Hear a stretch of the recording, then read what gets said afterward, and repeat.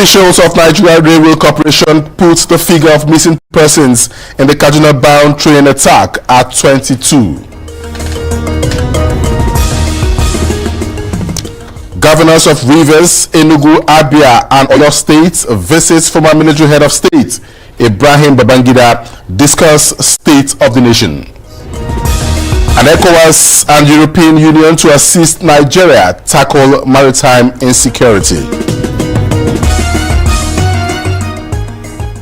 In Business, Policy Advocacy Center raises concerns over increasing currency depreciation as Nigeria's parallel markets dipped by over 15% in the first quarter of 2022.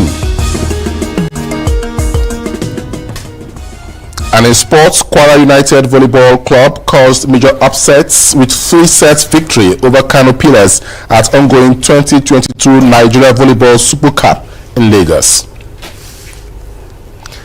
Many thanks for joining us on the news hour on AIT. I am Sienna Beso, BBA. And I am Binta Bukar. Welcome.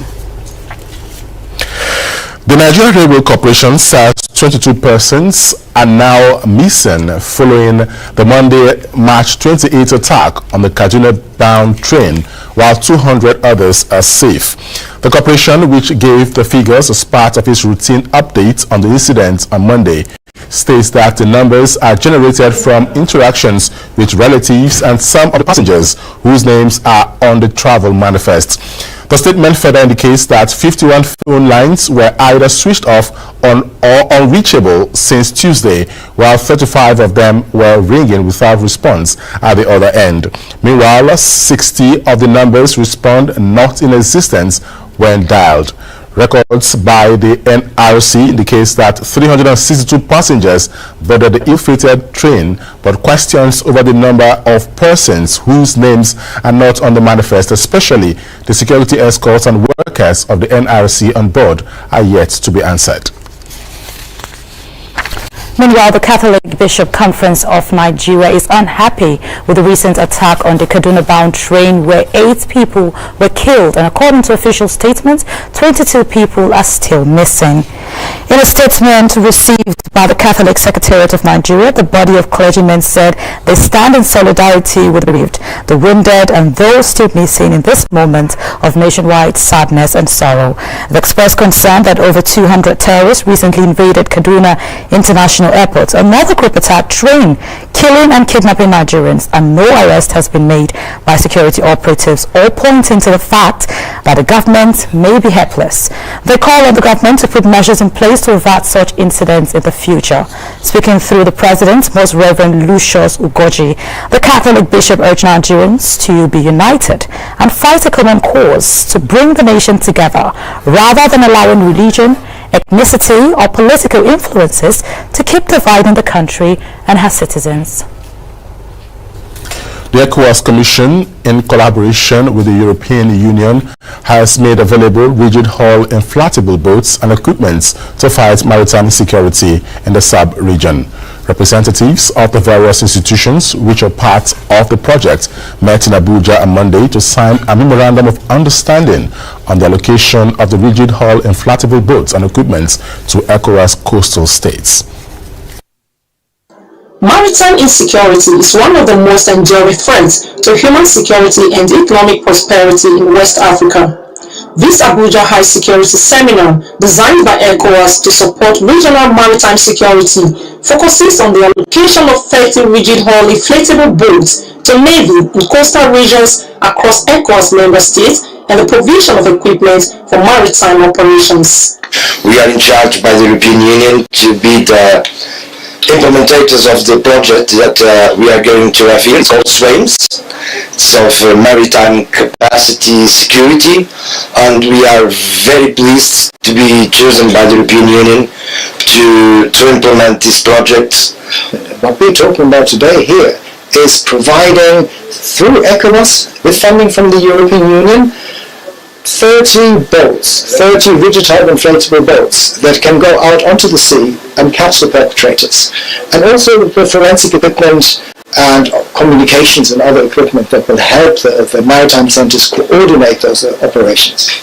Piracy in Gulf of Guinea still remains a great concern to countries in West Africa, with the worst affected countries being Nigeria, Togo, and Cote d'Ivoire. Experts at this event are optimistic that the equipment will enable security agencies to affect and establish the rule of law in the territorial waters across the economic zone and further cement relationships with the European Union. Well, if you look at the number of piracy incidents in this region, you will find that all the different efforts by navies and coast guards and international partners have really been very successful in reducing the numbers. So we need to build on this success by locking in that success and strengthening the security system that is in place at the moment. International cooperation is critical for this, and here is where ECOWAS is playing such a valuable role. And for that we have developed ECOWAS integrated maritime strategy around 5 pillars, reinforcing our governance mechanism in the maritime domain, trying to ensure safety and security in the 15 member states, let us say the ECOWAS maritime domain. While the high seminar was convened to agree on the delivery process for the rigs, forensic equipment and related training, an MOU will be developed between the parties concerned to finalize the documents and agree on the best formula for the allocation and the sharing of the boats. The inflatable boats are expected to be delivered to the member states before the end of 2024. Iteme Ozekome, AIT News, Abuja. A solidarity group for the governor of the Central Bank of Nigeria, Godwin Emefiele, has won blackmailers of the head of the Apex Bank ahead of the 2023 general election. National coordinator of the Emefiele Solidarity Vanguard, Daniel Enyi, while addressing newsmen in Abuja, advised rumor mongers to desist from peddling fake news about the plan of the CBN governor for the 2023 elections, as he is yet to declare his intention. Social media has been agog in the past few days about the intention of the incumbent governor of Central Bank of Nigeria to contest in the 2023 presidential elections. The rumors became stronger with his billboards and branded vehicles adorning Nigeria's landscape. Though the CBN governor has neither confirmed nor contradicted these strong rumors, a group known as Emefiele Solidarity Vanguard says there is no basis for the rumor, as it is still trying to convince the Delta State-born technocrat to throw his hat in the ring. The images being circulated on social media have nothing to do with the CBN governor directly. The blackmail is an attempt to box Emefiele to the corner. It is an outright blackmail against his person to link the agitation directly to him. The group says it is working on convincing Emefiele based on his antecedents and capacity. There is no doubt that Nigerians from all quarters, the north, the south, east and west, are calling on the CBN governor to run as a president in the 2023. We are convinced that if he does, he will win. This is a threat where some do or die political office seekers are trying to blackmail him. The group says it will work with other agitators to push Emefiele to submitting himself as a candidate for the 2023 elections. Anoyo Gaboge, AIT News, Abuja. Rivers State Governor Nyesom Wike and 3 other PDP governors from Abia, Enugu and Oyo on Monday paid a visit to former military head of state Ibrahim Babangida at his hilltop residence in Minna, Niger State. Speaking at the end of the meeting, which was held behind closed doors, Abia State Governor Okezie Ikpeazu said they were in Minna to hold consultation with the former military head of state on a number of issues, including security, the economy, as well as to commend General Babangida for his continued support and love for the country. Accompanied by his colleagues from Abia, Enugu and Oyo states, Rivers State Governor and PDP presidential aspirant Nyesom Wike is in Niger State, nicknamed the Power State. The governor and his colleagues are in Minna to hold talks with former military head of state Ibrahim Babangida. Your Excellency. And before heading to General Babangida's hilltop residence, the group have decided to make a brief stop at the the residence of another former Nigerian military head of state, Abdulsalami Abubakar, who after entertaining his guests, decided to accompany them to meet with the man he refers to as his older brother. With pleasantries quickly dispensed with, the meeting, which might be unconnected to the Rivers State Governor's presidential ambition, went into closed doors. And about 40 minutes later, Governor Wike and his colleagues came up with the Abia State Governor, Okezie Ikpeazu, elected to brief the waiting journalists. The Governor of Rivers, Governor of Enugu, Governor of Oyo, some members of the National Assembly and other stakeholders, first to consult with the former head of state and discuss national issues, economic development, security, unity of our country, and also to commend him for his support for the unity of this country. And the discussions went very well, and we will advance it for the future. He expressed concern and said that he expects the younger generation to take up the gauntlet and rescue Nigeria. Does it have to do with the 2023 presidency? No, we'll discuss that later. And before rounding up their visit to Niger State, the PDP governors also decided to make a stop at the government house, Mina, to inform Governor Sani Bello of their presence in his state. AIT News, Mina. The Atiku Technical Committee has expressed optimism over the emergence of the former Vice President of Nigeria, Atiku Abubakar, as the sole candidate of the People's Democratic Party, PDP, for the 2023 presidential election. The committee, led by Raymond Dokpesi, stated this at the submission of express of interests and nomination forms of the presidential hopeful to the party in Abuja.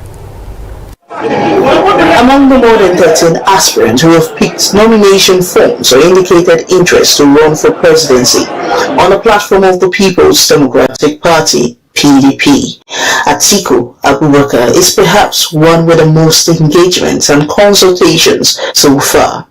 A crucial step towards getting a nod of his party is the submission of the expression of interest and nomination forms. The former vice president was not there himself, but the technical committee, which is the nucleus of his campaign, presented the completed forms at the PDP Secretariat, Wadata House. Unequivocally, that many of us, when we call on God, God doesn't give us missed calls. When we call him, he picks our call. Atiku will be the president of the Republic of Nigeria. I feel very delighted that the Wazir Adama, who first picked this form, is the first person to return his form.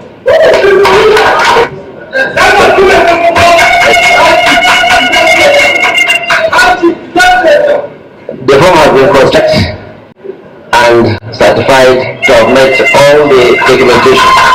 The leader of the technical committee and member of the PDP Board of Trustees, Raymond Dokpesi, is hopeful that the party will be fair to all aspirants. Before the documents were accepted by the People's Democratic Party, obviously all the documents were present there. So we don't have any fear about any screening. Definitely we have nothing against whatever the party decides, but the zoning will never be against us. In line with the election timetable released by the Independent National Electoral Commission, political parties have until June 12, 2022 to elect their presidential candidates. The PDP is yet to fix a date for its presidential primary. The party is currently awaiting the outcome of its committee and zoning. Chikodinaka, Dili, AIT News, Abuja. A governorship aspirant and philanthropist in Abia State, Ncheta Omerikpe, has formally declared his interest to contest the governorship position of Abia State under the platform of the PDP with a strong conviction of winning in the 2023 general elections. Omerikpe, who thrust the PDP Secretariat Mahia with his numerous supporters to make his declaration known to party officials, stated that Abia is ready for a change. The governorship aspirant noted that this will be the first time the governor's preferred candidate will fail in an election, just as he advised Governor Keze Ikpeazu to play the role of a father as the political environment is sitting up in the state. He advised PDP to organize a debate for all governorship aspirants before primaries are set in.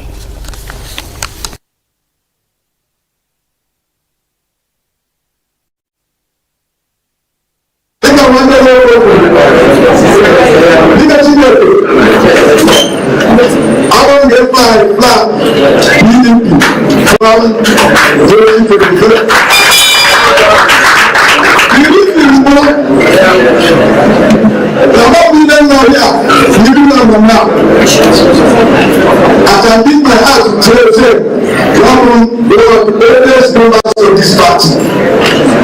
Remain issue. The chairman. You have to PDP to win the election 2023. So then come here and just like the flag. I want to party to here. Now what party they can talk. We don't want to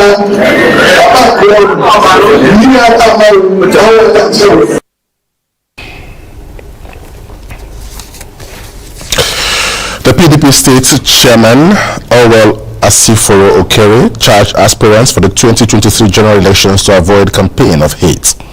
The party want to wish you well and also advise you and all the other aspirants, let us as much as possible to be very safe and modest in our conduct, in our character, in our presentation.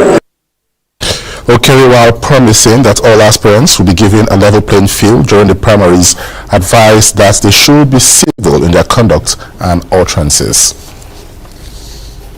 And staying with politics, some elders from 4 local government areas of Minda in Benue State are supporting the senatorial bid of the Governor Samuel Otom by purchasing nomination and expression of interest form for him.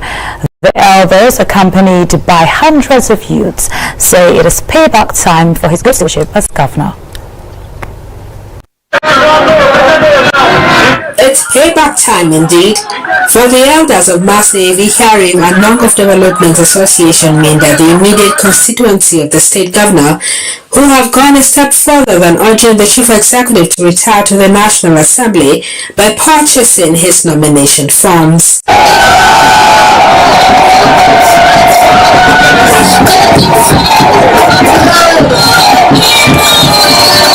The group, led by the Vice Chairman Charles Tobunde, make the formal presentation to him at the government house. We appreciate the good work you have done for me. We also appreciate the good work you have done in Tigray. We appreciate also the good work you have done in Uganda. Your Excellency, as your tenure is coming to an end, we the people of Muda Elder Forum, we feel that after your tenure as a governor, you should not come back and join us and sit at home. So we have decided that we are going to push you forward to go for Senate. A gesture highly appreciated by the chief executive, who readily takes on the task ahead. The one thing I will do, by the grace of God, when I'm elected as Senator of the Federal Republic of Nigeria, I will represent you well. I will not disappoint you. I will protect your interests above my own interests. I will speak on your behalf. The Minda elders had led the chief executive to solicit the support of the Jengba people for his Senate aspiration.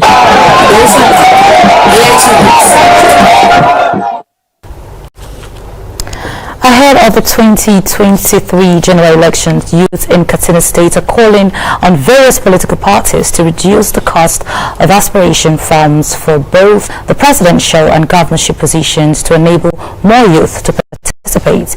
These, among other demands, were made by the youth under the Not So Young to Run movement during a town hall meeting held in the state. The Katsina Town Hall meeting is on citizens' political participation and youth inclusion in governance, sponsored by the Organization for Community Civic Engagements with support from the National Endowment for Democracy. The convener of the meeting and Katsina State Coordinator Not Too Young to Run movement, Ismail Bello, said the essence is to shape an agenda for democratic governance and political representations in the pre- and post-2023 elections era. We want the political parties to commit to reserving party tickets to youth, women and people living with disability that have character, capacity and confidence. Also, we want the political parties to commit to open, transparent and democratic party primary election. And lastly, we want the political parties to reduce cost of nomination and expression of interest forms for youth, women and people with disability by at least 50%. And we also want the political parties to reserve 40% of appointed positions to youth, women and people living with disability. On the ongoing voter registration, Bello revealed that plans are underway to mobilize 1 million youths to go get their cards ahead of the 2023 general elections so they can make the desired change in leadership, especially politicians that will serve the interests of the youth. For instance, now in Katsina State, we have over 30 young aspirants that have declared interest to contest for State Assembly and House of Representatives seats. So for us as advocates, our one is just to see how we can interact with the political parties and create an enabling environment that will favor young people. 31-year-old House of Assembly aspirant Jamil Yahya said it is time for youth to wake up and take the mantle of leadership to right the wrongs of the older politicians, urging political parties to reduce the cost of funds. Because majority of the decision that the leaders are making right now it's affecting the youth, and the youth need to be part of the decision making to bring better decisions for the youth. Actually, you need to join the politics to bring more development to the nation. The meeting drew participants from the civil society organizations, media, persons living with disabilities, young politicians, academicians, INEC, heads of political parties, religious and traditional rulers. Zachary Omale, AIT News, Katsina. Thank you for the rejections that taught me to keep striving. Thank you for the long hours that taught me discipline. Thank you for the knockdowns that taught me to bounce back, and for the unexpected victories that taught me to never give up. Thank you for making me who I am. See, nurse, she's saying she feels unwell despite my efforts to practice good hygiene. Mom says washing hands to keep the germs away. Washing hands is good, but surfaces can also have germs, and you shouldn't use just anything for cleaning them. Use Jig. Jig's formula has been scientifically proven to stay active for longer, giving you whitening and germ kill protection on a variety of surfaces. Disinfect to protect, just Jig it. Endorsed by National Association of Nigerian Nurses and Midwives.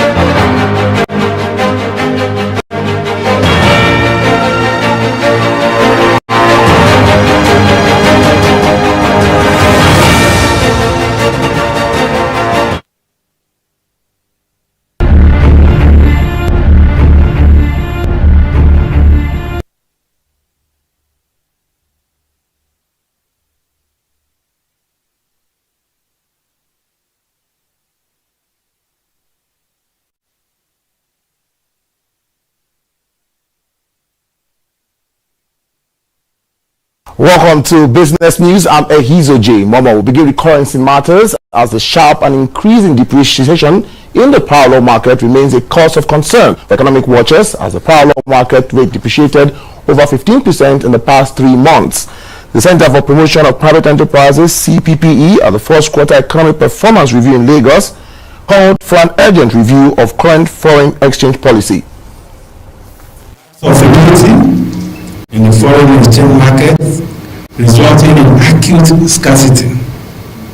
3. Mounting trade debts. 4. Increasing factory closure, as many manufacturers are not able to access foreign exchange for raw materials and other inputs. Adoption of a flexible exchange rate regime.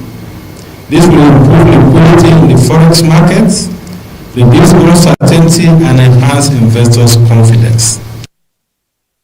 In acceleration of headline inflation from 15.6% in January to 15.7% in February 2022, the founder of CPPE, Muda Yusuf, notes has affected household budgets, massively eroding purchasing power and worsening the poverty situation. The pressure of spiking inflation on household budgets has been intense and distressing. Purchasing power has been massively eroded, real incomes have collapsed, and poverty situation has consequently worsened. Let's move to tackling unemployment, as Nigeria's unemployment rate is at 33%. This can drop significantly if the mindset of Nigerians to appreciate the job of technicians and artisans changes, as the current thinking is increasing the unemployment rate while jobs are available in the construction industry.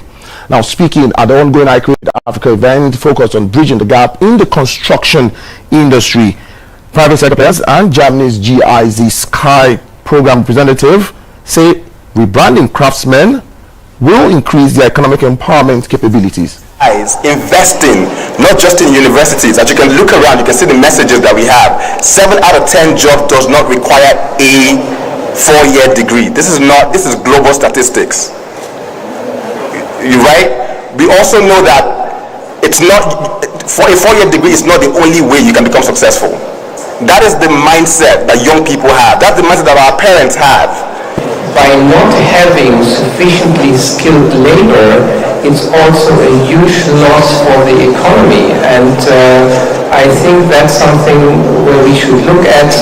And what I like about this event today particularly is to showcase what skills development, what vocational training really means, what the opportunities are, and that it's actually an attractive choice for young people. Other speakers at the event say proper data management and creation of modern skills center will improve the quality of service and packaging by Nigerian artisans. It's a general stereotype that masons and tilers are more people that are not educated. That's not true. You're educated. Your skills are required. You're solving a problem. So iCreate has created a platform online where we work with them to bring it live by having that physical location.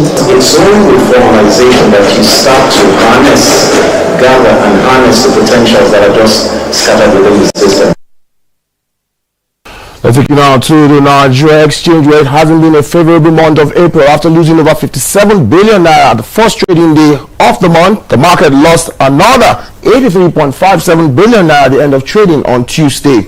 Let's take you through how the market fared. Market breadth closed in the red as Regalins led 21 orders as against Regalins led 18 orders as against 21 orders led by Red Star Express at the end of Tuesday's trading. Now, for top trades for the day, we had Fidelity Bank, United Bank for Africa, and Transnational Corporation of Nigeria on that list. For the oil market, it was a good day for Brent crude, which is Nigeria's crude grade, up 3.40%, selling at $107.90 per barrel. And that's it for business news. I'm Ehizo J. Momo. The news hour continues. You're always running around. Keep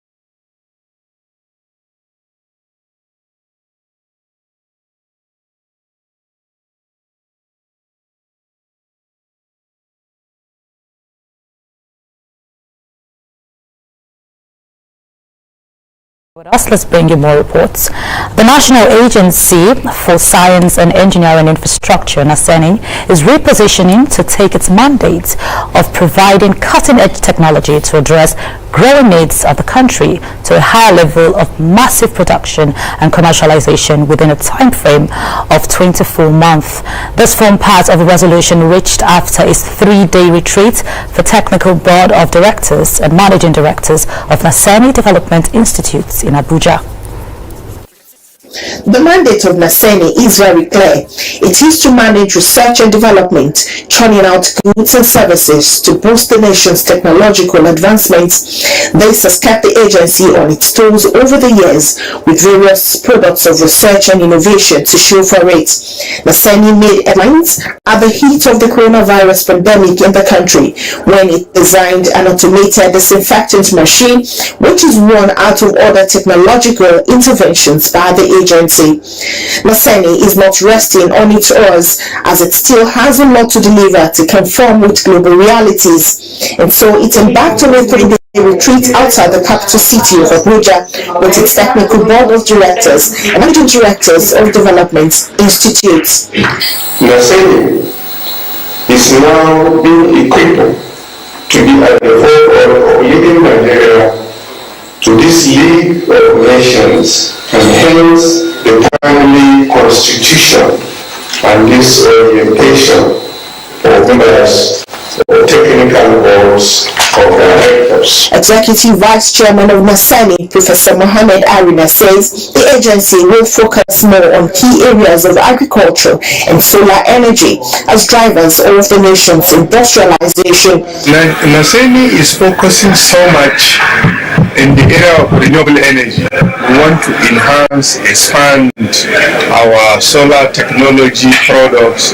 We are also improving and enhancing and expanding our intervention in the area of power sector, because power sector has been a challenge, and we believe we will not have stable power supply until large part of the component used in power sector is produced locally. Secretary to the Government of the Federation, Mustafa, expressed confidence that the retreat will reposition NASENI as a hub that will open the country for more investments. I want to assure you that President Muhammadu Buhari, as he had always demonstrated, will consistently support NASENI in developing new products to promote a diversified economy for our beloved nation.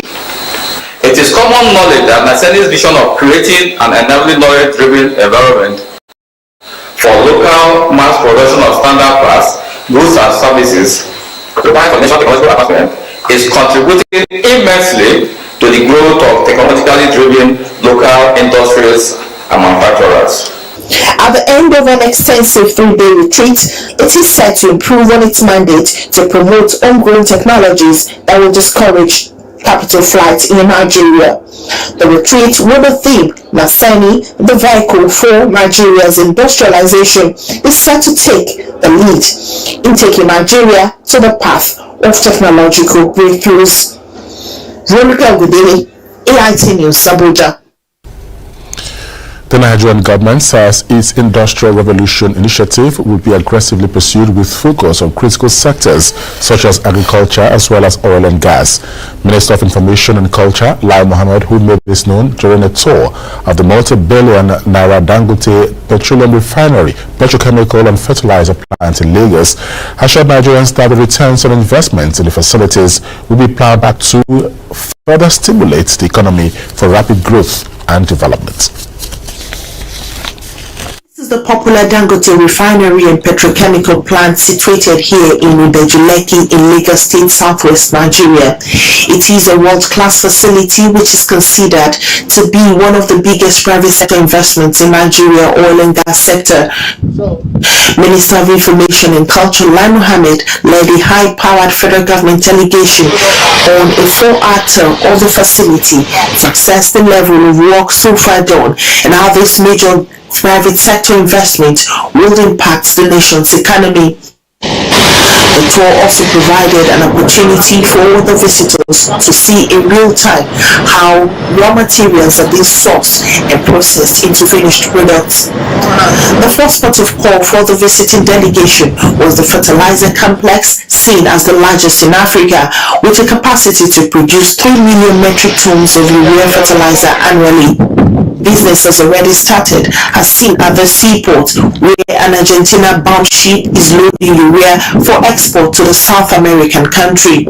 As you can see, all those trucks have brought urea from the fertilizer plant. They are tipped into the ship loader, and the ship loader carries and loads it into the ship. So this is the easiest and the safest way of handling, with no damage to the urea, no discoloration, and very fast loading, so the ship can quickly load and go. Coming at a time where Nigerians are groaning on the perennial scarcity of refined petroleum products due to the cost implications of importation, the expectation is that this facility, which has about 4,742 billion litre storage capacity, will go a long way in improving domestic supply and distribution of products. Food security, we have energy security. These are the two most important things. From those, every other thing will come up. At the end of the 4-hour tour, Minister of Information and Culture Lai Mohammed summed up his impression of the facility in these words. I'm proud to be a Nigerian. I'm proud to be associated with what Dangote has done. And then I think we're on our way to greatness in terms of industrialization and in terms of modernizing the economy. With the projection that Nigeria will have enough to achieve self-sufficiency and still have excess for export when the Dangote refinery becomes fully operational by the fourth quarter of the year, Nigerians can only remain hopeful in anticipation of better days ahead. Roluke Ogudele, AIT News, Lagos. Oyo State Governor Seyi Makinde says it has become imperative for stakeholders to hold a robust debate on resource control as well as establishment of state police. The governor stated this at a conference for presiding officers cutting across the nation's legislature that held at the International Institute of Tropical Agriculture in Ibadan.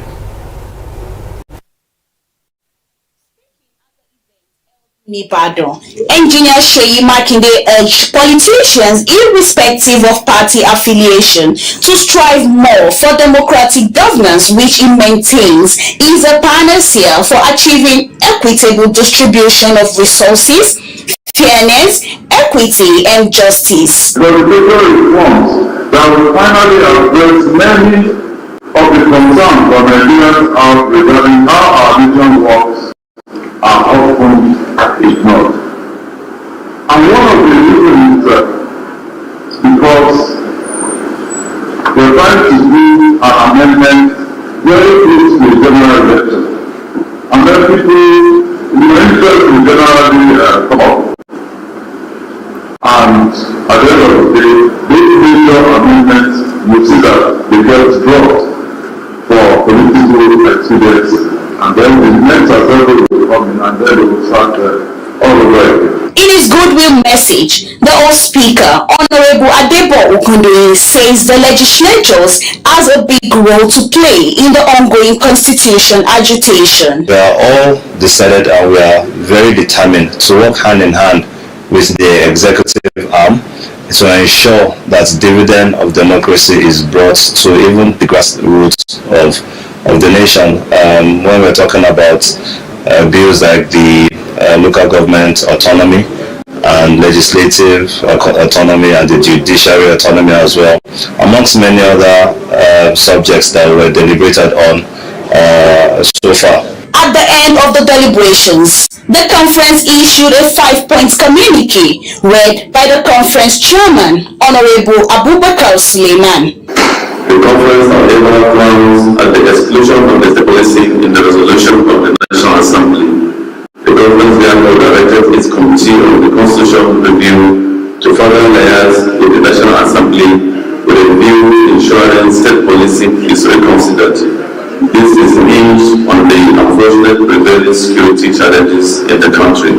The conference hopes that the federal government will tackle issues of insecurity ravaging the country. Omobola Farayola, AIT News, Ibadan. As Nigeria tries to find lasting solutions to the problem of insecurity in the country, policymakers, religious and traditional leaders need to work together to unearth and tackle the causes of extremism and violence across the country. This was the thrust of discussion at a one-day roundtable on national policy on reconciliation, peace and security in Nigeria. Security challenges in Nigeria have assumed formidable dimensions that require a multi-stakeholder approach to find lasting solutions. This is a reason for the gathering of key players from government agencies and religious leaders with the aim of forming a network for support of peace and reconciliation among warring groups in Nigeria. The country still grappling with the sad memories of some of the violent approaches of conflict management and how it has deepened the gulf between the states and the citizens because the agencies of states deal with the communities involved with little regards. We urge all religious leaders to be sincere to themselves, not to think that your religion is the only religion that has the right of existence in the nation. But others have the right to believe what they believe. What we should work after is embrace of one another and religious tolerance. Minister of Foreign Affairs Geoffrey Onyema expressed regrets that religion and communal beliefs have been manipulated to become tools for creating conflicts, especially in the society. As a country, to really address this issue of conflict in our midst and come up as quickly as possible with sustainable solutions, because it is really holding our country back. Policymakers must sit down and address this constitutional crisis created by the Constitution itself, from 79 Constitution to 1999 Constitution. How can you say that we are running a constitutional federalism and only for the Constitution to overload the federal government of Nigeria with 68 items? The National Policing Roundtable aims to provide appropriate measures for peace and reconciliation in the face of rising security challenges in Nigeria. And time now to bring you an update on the Russia-Ukraine war. The Kremlin has categorically denied any accusations related to the murder of civilians in the Ukrainian town of Bucha and said Ukrainian allegations on the matter should be treated with doubts. Ukrainian authorities said they were investigating possible crimes by Russian forces after finding hundreds of bodies strewn around towns outside the capital Kyiv after Russia withdrew from the area. Russian Foreign Minister Sergei Lavrov says Ukraine's version of what happened in the town of Bucha was a fake attack aimed at undermining Moscow.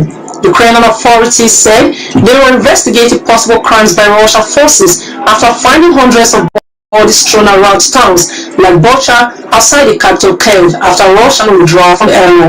Lavrov said the dead bodies were staged and that images of them and what he said was Ukraine's version of events spread on social media by Western countries and Ukraine. Russia's top diplomats also called on Britain, which holds the presidency of the US Security Council for April, to fulfill its responsibilities in that role after it rejected the Russian request to convene a meeting over Bucha. Let's now bring you global debates.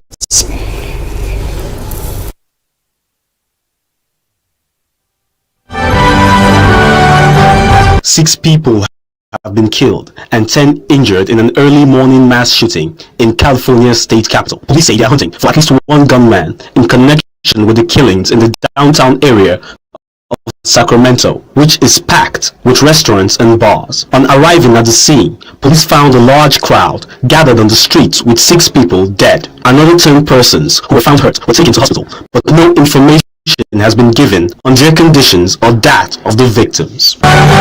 Local officials say at least 7 people have died when a goods train derailed in the Southeast Democratic Republic of the Congo, which is the second accident in the area in 2 weeks. Authorities from the National Railway Company, SNCC, say the 8-wagon train was traveling from Tenke in Lualaba to Kananga in the neighboring province of Kasai Central.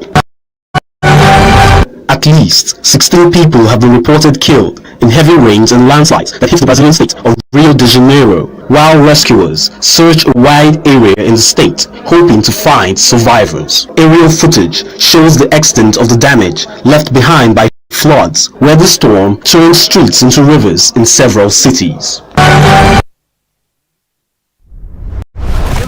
To the right. Mila, you go to your left. Thank you for the rejections. That taught me to keep striving.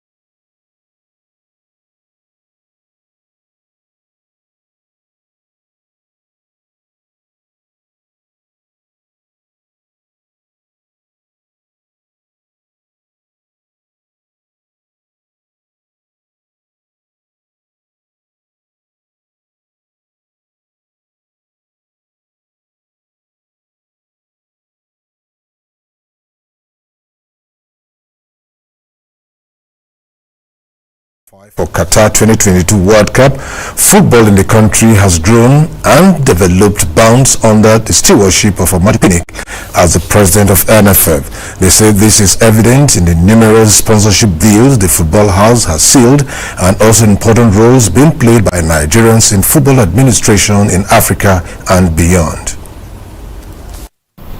In a bid to instill financial prudence and accountability, the NFF appointed world-class firms PricewaterhouseCoopers (PwC) and Financial Derivatives Company as auditors and financial consultants respectively. Both of these companies have A ratings in their respective field of expertise and have brought their enormous wealth of experience to bear on the finances of the Nigerian Football Federation.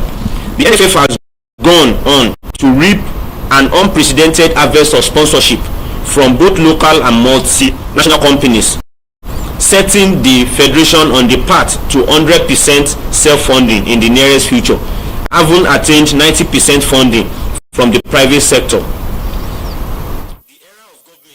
The group also expressed gratitude to the federal government for its support in football development and called on the Congress to rally round the current leadership of the NFF in their quest for a more independent football management. Kwara United Volleyball Club has caused a major upset at the 2022 Super Cup taking place at the Indoor Sports Hall of the National Stadium, Lagos. They defeated 2021 champions Kano Pillars 3 sets to 2, 17-25, 25-23, 21-25 and 19-17. On day 2 of the competition, Kwara United's head coach Adewale Badamosi praised players for their efforts. Yes, man on high today because we created record today. We defeated very champion Premier League. We are just promoting to Premiership.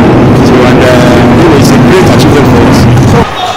Hostilities will begin at 1 p.m. local time when Kano Pillars will square up against Ofab Volleyball Club. At 3 p.m. Kwara United Volleyball Club will face Wicked Spikers of Bauchi, while at 5 p.m. Kada Kings will be up against Nigerian Customs. Tennis, it's a game that helps to improve the health and physical fitness of an individual. This is the submission of the participants and organizers of the East of the Niger Interclub Tennis League tournament with Curtis, which ended in Uyo, Akwa Ibom State over the weekend, with Recreation Club Olu as champions.